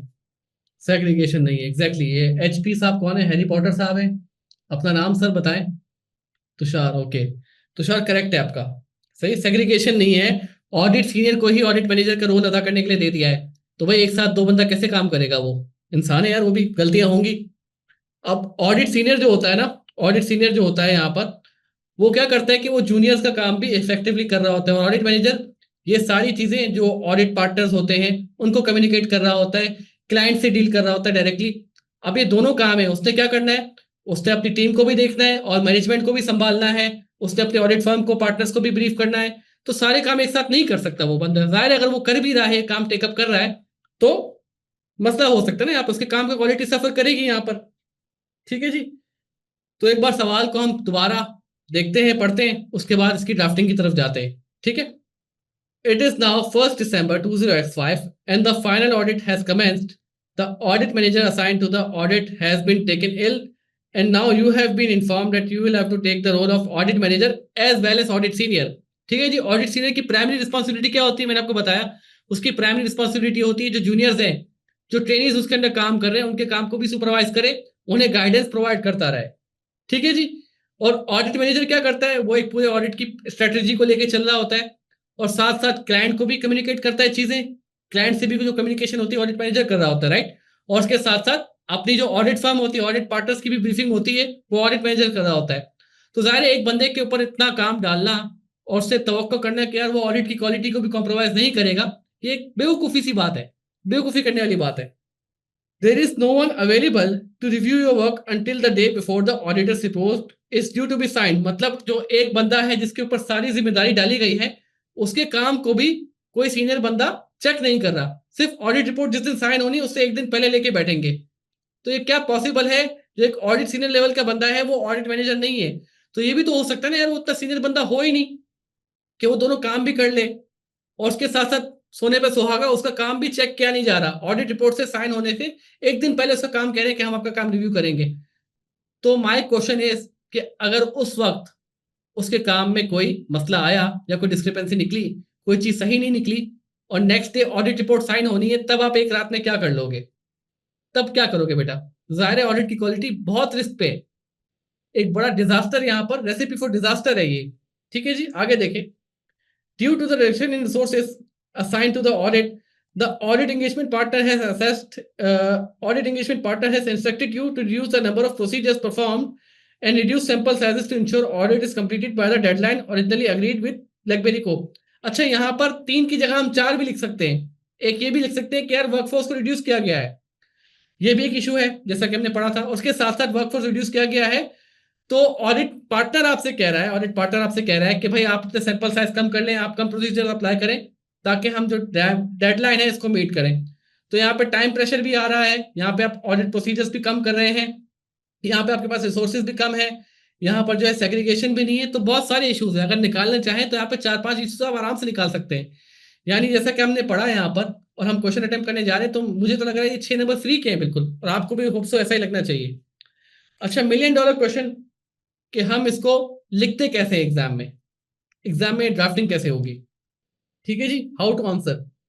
क्वालिटी मैनेजमेंट इशू में आप क्या करेंगे, आप सिंपल सिंपल जो इशू आपके पास आ रहा है वो आपने डिफाइन करना है, लेकिन साथ साथ बड़ा क्रूशियल पॉइंट होता है कि आप उसके इम्पैक्ट भी बयान करें, साथ साथ आप उसके इम्पैक्ट भी साथ साथ बयान करें। जिस तरह सिमिलरली हम कंट्रोल्स की डेफिशिएंसीज और उसकी रिकमेंडेशन आइडेंटिफाई करते हैं, सेम फॉर्मूला यहाँ पे भी अप्लाई किया जाएगा। आपने क्या करना है, जो डेफिशिएंसी आपने आइडेंटिफाई करनी है उसको डिस्क्राइब करना है ब्रीफली, फिर उसके इम्पैक्ट आपने लाजमी बयान करने हैं, इम्पैक्ट आपने लाजमी बयान करने हैं। रिकमेंडेशन साइड पे कि भाई यहां पर क्या बेटर हो सकता है, वो आप रिकमेंड करेंगे। ठीक है, हम ये सवाल सॉल्व करने जा रहे हैं। ठीक है जी, चलें। सबसे पहला इशू था यहां पर dual role assign to audit senior, सबसे बड़ा इशू ये था। ठीक है जी, अब यहां से हम यहां से ये हमने मसला डिफाइन कर दिया, यहां से हम इसके इम्पैक्ट बताना शुरू करेंगे। क्या मसला होगा उस पर एक लंबी सी तमीद आप बांधे, खुल के मसला डिफाइन करें। यहां पर 6 नंबर है, आराम से पूरे के पूरे 6 स्कोर कर सकते हैं यहां पर आप। ठीक है बेटा, हाई चांस है यहाँ पर ऑडिट का काम सफर होने के लिए। रिकमेंडेशन क्या देंगे, रिकमेंडेशन क्या हो सकता है भाई? ठीक है जी, आपका रिकमेंडेशन क्या होगा कि भाई यहाँ पर एक प्रॉपर ऑडिट मैनेजर होना चाहिए। 2 बंदों का काम एक बंदे पे डालना सरासर बेवकूफी होगी। हो सकता है जो ऑडिट सीनियर है वो इतना एक्सपीरियंस ना भी हो कि दोनों कम्युनिकेशन एक साथ कर सके। दोनों काम एक साथ कर सके। इतना एक्सपीरियंस नहीं हो सकता बंदा, तभी वो ऑडिट सीनियर है। अगर इतना सीनियर होता, मतलब इतना एक्सपीरियंस होता, तो वो ऑडिट पार्टनर ही होता ना यार, ऑडिट मैनेजर होता। ठीक है, चले। सेकंड इशू क्या है यहाँ पर? अच्छा, इस पहले पॉइंट में किसी को कोई इशू, कोई मसला? क्लियर है बेटा अब तक सारी चीजें जो हमने पढ़ी? Okay, let's move on forward with the second. Second point जो यहाँ पर था, सबसे बड़ा कंसर्न यहाँ पे था, और भी मसले थे लेकिन सबसे बड़ा कंसर्न क्या था कि एक तो आपने दो बंदों का काम एक बंदे को दिया हुआ है, और उसके साथ साथ आपने ये कहा है कि भाई आपका काम जो है हम सिर्फ ऑडिट रिपोर्ट के साइन होने से एक दिन पहले रिव्यू करेंगे। ठीक है जी। अब ये यहाँ पर एक इशू है, इसको हमने एड्रेस करना है और फिर इसका इम्पैक्ट बताना है। चले, यहां आपने मसला डिफाइन कर दिया कि मसला है क्या, अब इसका आप इम्पैक्ट बताएंगे। ये बेटा वर्ड यहाँ पे मैंने लिखा है, who is already stretch thin. इसका मतलब क्या है कि ऑलरेडी जिस बंदे पे इतना बर्डन डाला हुआ है उसके काम पे आप रिव्यू भी नहीं करेंगे, तो यहाँ पर मसला है ना। स्ट्रेच थिन का मतलब उस पर ऑलरेडी ज्यादा बर्डन है। ठीक है, आपने इसका इम्पैक्ट भी बता दिया कि भाई सिर्फ एंड टाइम पे आप इसको रिव्यू करेंगे, तो अगर कोई बड़ा मसला निकल आया तो आपकी ऑडिट फाइनलाइजेशन जो है वो कॉम्प्रोमाइज हो जाएगी। जाहिर है ऑडिट फाइनलाइज नहीं हो पाएगा टाइम पर, क्योंकि आप सिर्फ एक दिन पहले उसको रिव्यू के लेके बैठे हैं। एक दिन में आप क्या मसला सही कर लेंगे? सपोज करें कि उसने कोई मेजर ब्लंडर्स कर दिए ऑडिट रिपोर्ट में, और आपने आइडेंटिफाई कर लिया ऑडिट पार्टनर ने। अब आपके पास इवेंचुअली सिर्फ एक दिन होगा ना सही करने के लिए, तो जाहिर है उस एक दिन में आप ये सही नहीं कर पाएंगे। और अगर मसला कोई बहुत बड़ा निकला जिसमें हफ्ते 10 दिन चाहिए हो, तो आपकी जो टाइमलाइन थी, जो आपका मेन पर्पस था कि हम टाइमलाइन को मीट करें, वो तो हो ही नहीं पाएगा। तो उसका रिकमेंडेशन क्या देंगे आप? इस मसले का हल क्या है? देखिए यार, कभी कोई मसला हुआ होगा तभी इन्होंने ऑडिट मैनेजर यहाँ पे असाइन नहीं किया, तो आप रिकमेंडेशन क्या देंगे? क्या, पहली बात तो ये है कि यहाँ पर एक ऑडिट मैनेजर असाइन होना चाहिए। अगर वो प्रैक्टिकली पॉसिबल नहीं है, सारे ऑडिट मैनेजर्स अगर बिजी हैं, तो इधर ऑडिट पार्टनर को स्टेप इन करना पड़ेगा, उसको ऑडिट सीनियर के साथ काम करना पड़ेगा, उसके काम को रेगुलरली रिव्यू करना पड़ेगा। ऐसा नहीं कि उसको असाइन करके यार मैनेजर भी तुम, सीनियर भी तुम, सारा काम तुम ही करोगे, मैं सिर्फ आखिर में जो है रिव्यू कर लूंगा। इस तरह नहीं कर सकते। इस तरह आप करेंगे तो एक बहुत बड़े एक्सपोजर के लिए एक बहुत बड़े रिस्क में आप अपने आप को एक्सपोज कर रहे हैं। तो आप क्या कर सकते हैं, ऑडिट पार्टनर क्या कर सकता है, ऑडिट सीनियर के काम को एक रेगुलर इंटरवल पे करता रहे, रिव्यू करता रहे, ताकि एंड के टाइम के लिए ना कुछ मेजर चीजें एंड के टाइम के लिए ना छोड़ी जाए। एंड के टाइम पे बस आप चीजों को फाइनलाइज करते हैं, एंड के टाइम पे रिव्यू कभी भी करना एक समझदारी का काम नहीं होता। और सिर्फ यहाँ पर ऑडिट की बात नहीं हो रही, यहाँ पर जो है सिर्फ ऑडिट की बात नहीं हो रही, जनरल लाइफ में भी, जैसे कि आप अभी एग्जाम देने जा रहे हैं और आप सोच के बैठे हैं कि मैं आखिरी के 3 दिन में सारी चीजें जो है रिवाइज कर लूंगा, उससे पहले मैंने चिल करना है, तो ये स्ट्रेटेजी यहाँ पे भी गलत साबित होती है। एंड के टाइम के लिए कभी भी जो है वो सिग्निफिकेंट काम छोड़ना नहीं चाहिए। आप सब लोगों के लिए मशवरा है, मानना है तो आप लोग माने, अगर मान लेंगे तो कुछ हो सकता है अच्छा एग्जाम में कर पाए। ठीक है जी, सवाल पे वापस आते हैं। सवाल था वापस, तीसरा पॉइंट था हमारे पास रिडक्शन का। ठीक है जी, तीसरा पॉइंट हमने आइडेंटिफाई किया था कि सैंपल साइज और प्रोसीजर्स पे कमी की जा रही है। सही है जी, इसको भी हम जरा एड्रेस कर लेते हैं। डेडलाइंस को मीट करने के लिए एंगेजमेंट पार्टनर आपसे कह रहा है कि भाई थोड़ा सा जो है आप सैंपल साइज कम कर दो, प्रोसीजर्स कम कर दो, बस ऑडिट को जल्दी फाइनलाइज करो। ठीक है जी, अब यहां पर इसका इम्पैक्ट क्या होगा? आप एग्जामिनर को ये बताएंगे कि भाई जो जो प्रपोज टेस्ट होते हैं, जो प्रपोज सैंपल साइज होते हैं, वो वेल इन एडवांस डिसाइड किए जाते हैं। जब पूरी टीम, ऑडिट की team, audit managers, audit seniors जो है सारे बैठ के एक टेबल पे बैठते हैं और प्लानिंग करते हैं कि इस ऑडिट में ये रिस्की एरियाज हैं, तो यहाँ पर हम ये पर्टिकुलर टेस्ट करेंगे, हम यहाँ पर जो है ये सैंपल साइज लेंगे। तो ये वेल इन एडवांस एक पूरा थॉट आउट प्रोसेस होता है ना यार। पूरा जब ऑडिट प्लान बनता है तब ये सारी चीजें डिसाइड की जाती है कि फला फला रिस्की एरियाज पे हमने ज्यादा टेस्टिंग करनी है, और कुछ जो रिस्की एरियाज नहीं है उन पे हमने टेस्टिंग नहीं करनी है, टेस्टिंग कम करनी है। तो ये पूरा प्लान आपका जो है यहाँ पर खराब हो सकता है अगर आप एंड टाइम पे कहेगा कोई कि यार जो है प्रपोज टेस्टिंग जो हमने डिसाइड की थी इवेंचुअली वो आप ना करें, बस टेस्टिंग साइज को आप कम कर दें। ठीक है जी, पूरे ऑडिट की क्वालिटी यहाँ पर कॉम्प्रोमाइज हो सकती है क्योंकि आप अपने इनिशियल प्लान से ही हट रहे होंगे। ठीक है जी, अब इसकी रिकमेंडेशन क्या देंगे? ठीक है जी, आप उसको रिकमेंड करेंगे कि यार जो आपने प्लान किए हैं, प्लान आपके ऑडिट प्रोसीजर्स थे, उसको आप किसी की विल पे, जैसे कि ऑडिट पार्टनर ने कह दिया तो ये कम करना है तो कम नहीं करेंगे, या सिर्फ टाइम प्रेशर की वजह से आप उसको कम नहीं कर सकते। अगर ये चीज आपके पास डिटरमाइन हो रही है कि यार जिस कंपनी में हम ऑडिट करने गए हैं वहां के कंट्रोल्स इतने अच्छे हैं कि उन पर रिलाई किया जा सकता है, तब आप सोच सकते हैं, की वर्ड इज कि आप सोच सकते हैं कि यार जिस एरिया में हमारे पास कंट्रोल्स इतने अच्छे आ रहे हैं, हमने टेस्ट ऑफ कंट्रोल्स कर लिया है, ठीक है, और हमारे पास पॉजिटिव रिजल्ट्स आए कि कंट्रोल्स पे रिलाई किया जा सकता है, वहां पर कुछ एरियाज में आप टेस्टिंग कम कर सकते हो जस्ट टू सेव टाइम, लेकिन वो भी सोच सकते हैं। अगेन आई रिपीट कि कीवर्ड यहां पर है कि आप सोच सकते हैं। सीधा सीधा टेस्टिंग कम कर देंगे ये मैं नहीं कह रहा, ना आपसे आयजा रेकमेंड करता है कि सीधा सीधा आप टेस्टिंग कम कर दें, लेकिन यहां पर ये प्रोविजन दिया जाता है, ऑडिटर्स को ये रिलैक्सेशन दी जाती है कि अगर आप देख रहे हैं कि जो आपने इनिशियली प्लान किया था कि ये रिस्की एरियाज हैं, यहाँ पर अपनी टेस्टिंग ज्यादा करनी है, लेकिन उन पर्टिकुलर एरियाज में अगर आपको लग रहा है कि कंट्रोल्स बहुत अच्छे लगाए हुए हैं, कंट्रोल्स इफेक्टिव है, कंट्रोल्स काम कर रहे हैं, आपने कंट्रोल्स को टेस्ट कर लिया है, तो वहां पर सब्सट्रैक्टिव टेस्टिंग जैसा कि हमने पढ़ा भी है कि हम वहां पर सब्सट्रैक्टिव टेस्टिंग कम कर सकते हैं। तो वहां पर इतना टाइम हम नहीं लगाएंगे, वहां पर टाइम सेव कर सकते हैं, वहां पर टेस्टिंग रिड्यूस कर सकते हैं। सिर्फ ऑडिट पार्टनर के या एंगेजमेंट पार्टनर के कहने पे कम करना या वहां पे वर्कफोर्स कम करना, ये सही नहीं, सही प्रैक्टिस नहीं है। ये जो है क्वालिटी मैनेजमेंट के रूल्स के खिलाफ होता है।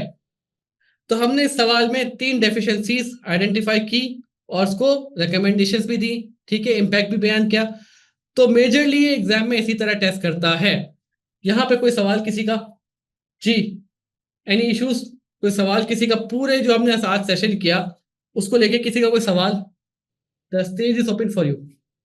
जी, Hadia, Aitzaz, Nimra, Shah, Tania, Usman, any questions?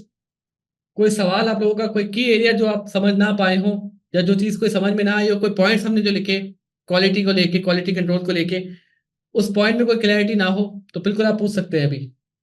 3 step approach नहीं है एतजाज, जैसे कि हम कंट्रोल्स को आइडेंटिफाई करते हैं, कंट्रोल्स को लिखते हैं ना, तो उसी तरह हम होता है कि पहले आप इश्यू को बताते हैं। सही, पहले आप इशू को बताते हैं कि इशू यहाँ पर है क्या, उसके बाद उसका इम्पैक्ट डिस्क्राइब करते हैं। ये सारी चीजें होती है डेफिशिएंसीज में।